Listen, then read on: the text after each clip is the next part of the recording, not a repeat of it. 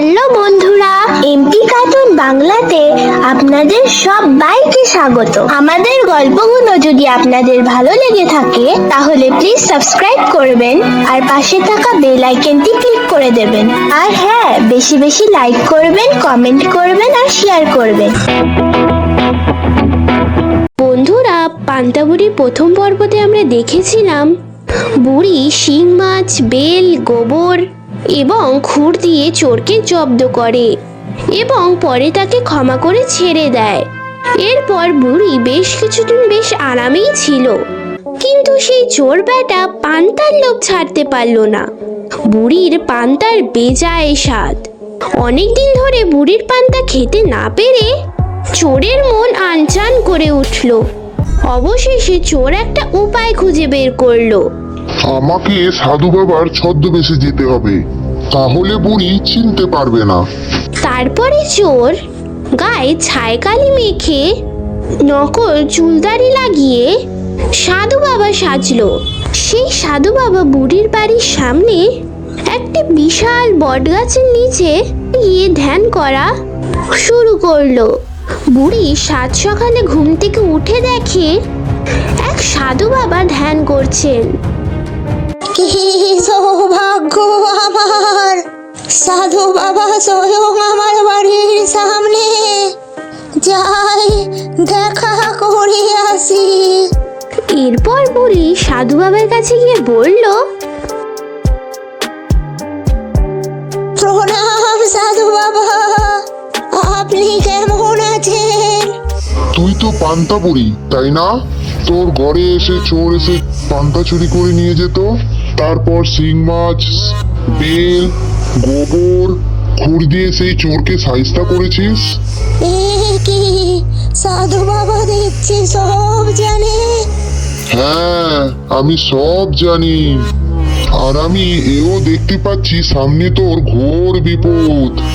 কি কি বলছেন সাধু বাবা? সামনে আমার ঘোর বিপদ। আমাকে রক্ষা করুন। কিভাবে আমি এই বিপদ থেকে রক্ষা পেতে পারি? আপনি কিছু একটা করুন। আমি ক্ষুধার্ত, কিছু খাবার আর জল নিয়ে আয়, যা। কিন্তু আমি তো গরিব, পান্তা ছাড়া তো আমার কিছুই নেই। যা আছে তাই নিয়ে আয়, তবে অল্প করে নিয়ে আসবি, কিন্তু আমি আবার খুব বেশি খাই না। বুড়ি তখন জল আর পান্তা আনতে গেল।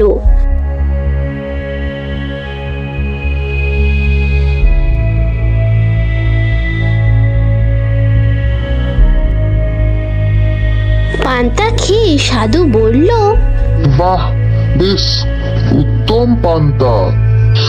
যা গিয়ে লঙ্কা নিয়ে আয়।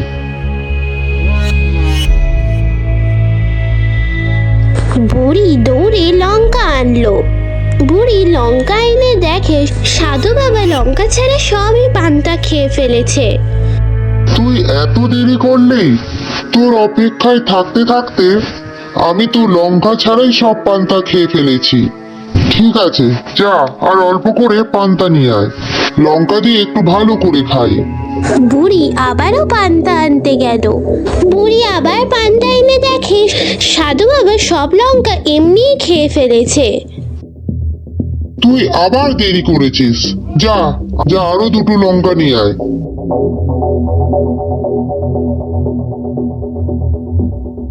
বুড়ি আবারও লঙ্কা নিয়ে এসে দেখে সাধু বাবা সব পান্তা খেয়ে বসে আছে। এইভাবে সাধু বাবা বুড়ির সব পান্তা খেয়ে শেষ করে দিল। তারপর ঢক ঢক করে জল খেয়ে বলল, তোর মঙ্গল হোক। বুড়ি বাড়ি এসে দেখলো আর এক ফোঁটাও পান্তা নেই। বুড়ি আবার রান্না করতে বসলো। রান্না করে বুড়ি ভাতে জল দিয়ে রাখলো। পরের দিনের জন্য আবারও বুড়ি পান্তা করে রাখলো। সাধু বাবার কথা চিন্তা করে সে আরো বেশি পান্তা বানালো। পরের দিনও সাধু বাবা সেই সব পান্তা শেষ করে দিল। এই রকমই দিনের পর দিন সাধু বাবা বুড়ির সব পান্তাকে শেষ করে দিচ্ছে।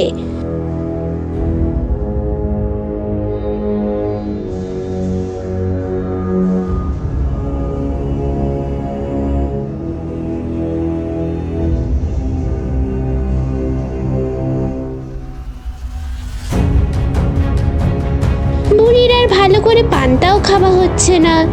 সে মহা বিপদে পড়ে গেল। কি করা যায়? বুড়ি তাই ভাবতে লাগলো। এ কেমন সাধু বাবা, আমার তো সব পান্তা খেয়ে ফেলেছে। কোনো বদমাইশ বাবা নয় তো? কিন্তু কিভাবে বোঝা যাবে? বুড়ি ভাবলো সাধু বাবার কথা কাউকে জানানো দরকার। তার এক ভাগ্নে আছে, খুব তার বুদ্ধি, তার কাছে যেতে হবে। বুড়ি সেই দুপুরেই তার ভাগ্নের বাড়ির দিকে রওনা হলো।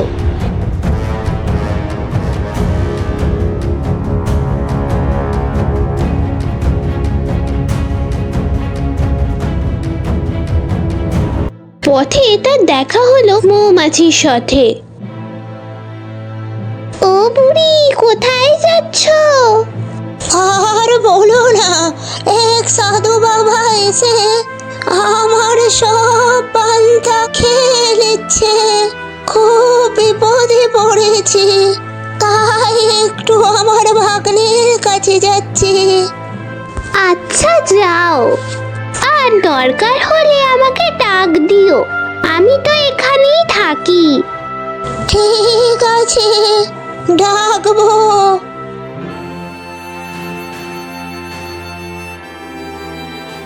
বুড়ি আবারও চলল।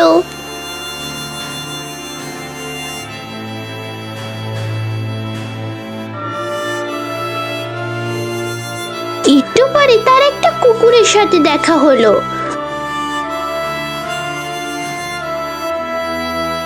ও বুড়ি, যাচ্ছ কোথায়? আমার ভাগ্নের বাড়িতে। কেন, বেড়াতে বুঝি? না, বেড়াতে নয়, একটু কাজে যাচ্ছি। তা তোমার কি কাজ? আর বলো না, এক সাধু বাবা এসে আমার সব পান্তা খেয়ে নিচ্ছে। খুব বিপদে পড়েছি, তাই একটু আমার ভাগ্নের কাছে যাচ্ছি। ওর আবার খুব বুদ্ধি। ঠিক আছে, যাও, আর দরকার পড়লে আমাকে ডাক দিও, আমি এখানেই থাকি। ঠিক আছে, ডাকবো। বুড়ি আবারও রওনা হলো।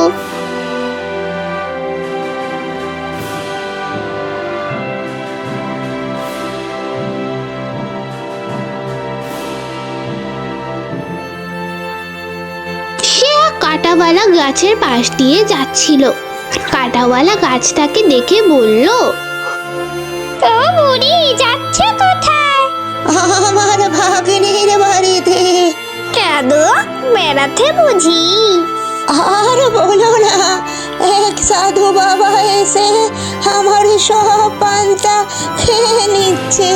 বড় বিপদে পড়েছি, তাই একটু আমার ভাগ্নের বাড়ি যাচ্ছি।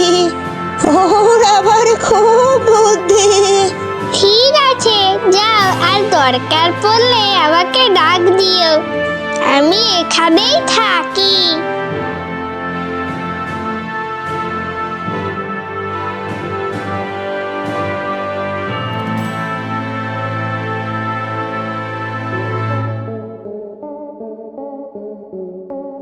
তারপর বুড়ি হাঁটতে হাঁটতে তার ভাগ্নির বাড়িতে গিয়ে পৌঁছালো। কিন্তু সে গিয়ে দেখলো সে তার বাড়িতে নেই। কোথায় গেছে কেউ সেটা বলতে পারলো না।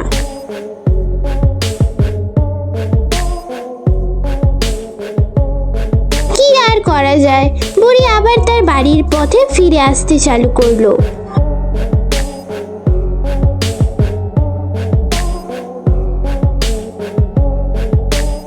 আসার পথে বুড়ি কাঁটাওয়ালা গাছ থেকে একটি ডাল নিয়ে নিল।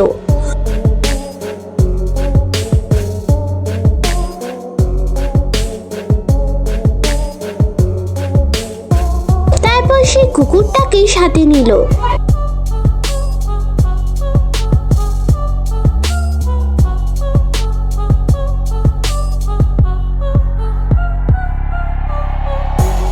তারপর মৌমাছিকে সাথে নিল।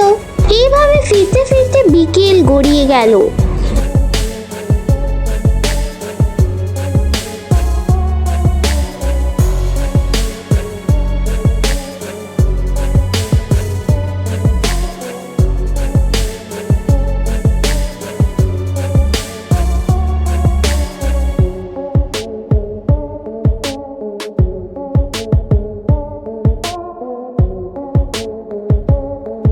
সাধু বাবা যেই গাছটার নিচে বসে সেই জায়গাটা এসে পৌঁছালো।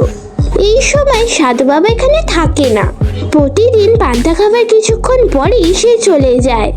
বট গাছের নিচে আসতেই কাঁটাওয়ালা ডালটা বুড়িকে বলল, আমাকে ওই বট গাছের ডালটার সাথে ঝুলিয়ে রাখো। বুড়ি তাই করলো। কাটা গাছের ডাল বট গাছের ডালের সাথে ঝুলিয়ে রাখলো। এরপর মৌমাছি আর কুকুর বলল, আমাদেরকে এখানেই রেখে যাও, আর কাল সকালে তুমি সাধুর জন্য পান্তা নিয়ে এসো। কালই প্রমাণ হয়ে যাবে এ সাধু বাবা নাকি বদমাস বাবা। বুড়ি তাদেরকে সেখানে রেখে বাড়ি চলে যায় এবং খাওয়া দাওয়া করে ভাতে জল ঢেলে বুড়ি ঘুমিয়ে পড়ে।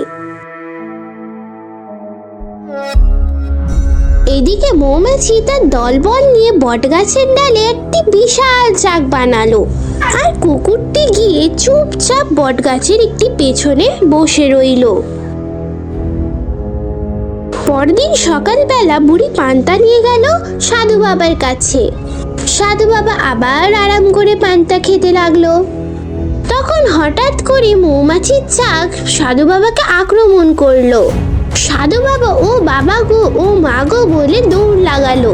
উঠে দাঁড়াতেই সাধু বাবার নকল দাড়ি ও চুলে সেই কাঁটাওয়ালা গাছের ডালটি লেগে গেল, আর সাথে সাথে সে নকল দাড়ি ও চুল খুলে গেল। তখন কুকুর তাকে তাড়া করতে লাগলো।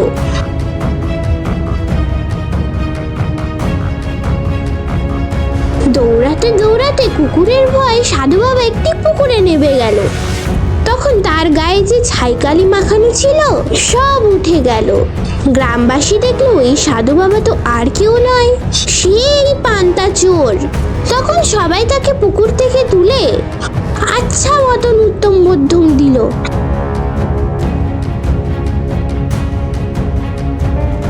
চোর আবারও বুড়ির কাছে ক্ষমা চাইলো। আমাকে আর মেরো না, আমাকে আর মেরো না, এই শেষবারের মতো আমাকে ক্ষমা করে দাও, আমি আর কোনো দিনও এইদিকে আসবো না। এবং বুড়ি আবারও তাকে ক্ষমা করে দিল। চোর চলে গেল, আর আবারও বুড়ি আনন্দতে পান্তা খেতে লাগলো।